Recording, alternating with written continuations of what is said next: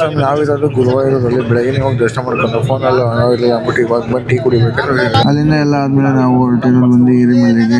ನೋಡ್ಬೋದು full traffic jam ಆಗಿದೆ. Road ಕೆಲಸ ಮಾಡ್ತಿದ್ರೆ ಫುಲ್ ಟ್ರಾಫಿಕ್ ಜಾಮ್ ಆಗಿದೆ.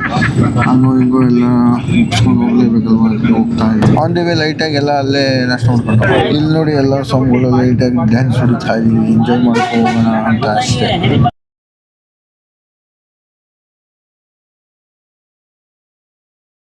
ಹಂಗೋ ಹಿಂಗೋ ಎರಿಮಲೆ ತಲುಪಿಬಿಟ್ಟು ಇಲ್ಲಿ ಸ್ವಲ್ಪ ಅಂಗಡಿಯವ್ರ ಜೊತೆ ಮಾತಾಡ್ಕೊಂಡಿದ್ವಿ. ಏನು ವಾರಲ್ಲ ಇದು, ಅದೇ ಬಣ್ಣ ತೊಗೊಳ್ಳೋದು, ಕತ್ತಿ ತೊಗೊಳ್ಳೋದು ಅವೆಲ್ಲ ಬೇಕಲ್ಲ ಅಂತ ಮಾತಾಡ್ತಿದ್ರು. ಎಲ್ಲ ಸ್ವಾಮಿಗಳು ತೊಗೊಂಡು ಹಾಕೋತಿದ್ದಾರೆ ನೋಡಿ. ನನಗೂ ನನ್ನ ತಮ್ಮ ಸ್ವಾಮಿಗಳು ಕೊಡ್ತಾವ್ರೆ ನೋಡಿ. ಮಣ್ಣ ಸ್ವಾಮಿ ಕಾಮಿಡಿ ಮಾಡ್ತಾರೆ. ತಮ್ಮನ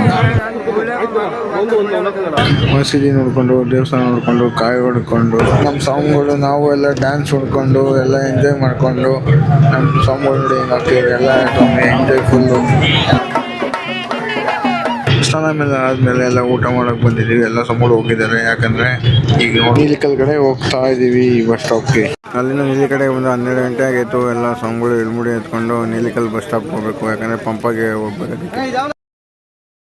ನೀಲಿಕಲ್ ಬಸ್ ಸ್ಟಾಪ್ ಎಷ್ಟು ರಶ್ ಇದೆ ಅಂದರೆ ಇಲ್ಲಿ ಸ್ವಾಮಿಗಳಂತೂ ಒಂದು ಬಸ್ ಸಾಗಿ ಎಲ್ಲ ತುಂಬ್ಕೊತಿದ್ದಾರೆ ನೋಡಿ ಹೆಂಗಿದೆ ಅಂತ. ಅಲ್ಲೆಷ್ಟು ರಶ್ ಇರುತ್ತೋ ನಮಗಂತೂ ಗೊತ್ತಿಲ್ಲ. ಫುಲ್ಲಂತೂ ರಶ್ಶು. ಇಲ್ಲಿಂದ ಪಂಪಾಗಿ ಹೋಗ್ಬೇಕು. ಪಂಪಾಗಿ ಬಂದು ನಮ್ಮ ಸ್ವಾಮಿಗಳೆಲ್ಲ ಪಂಪದಲ್ಲೂ ಸ್ವಲ್ಪ ರಶ್ ಇದೆ. ನೋಡ್ಬೇಕು ಈ ಥರ ಇದೆ. ನೋಡೋಣ ಮುಂದೆ ಏನಾಗುತ್ತೆ ಅಂತ.